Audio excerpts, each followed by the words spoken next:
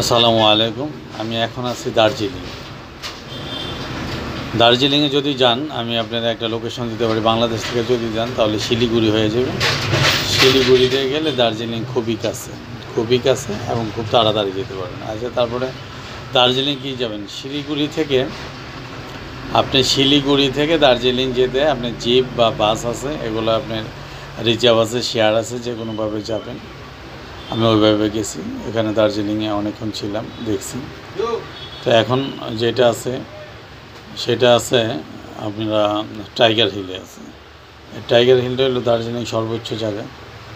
এটা সর্বোচ্চ, মানে ওইখান থেকে যত বড় পাহাড় আছে সর্বোচ্চ পাহাড়ের স্থানে আছে এই টাইগার হিল। এই পাহাড়টা, এই পাহাড়ের উপর থেকে আপনার সূর্য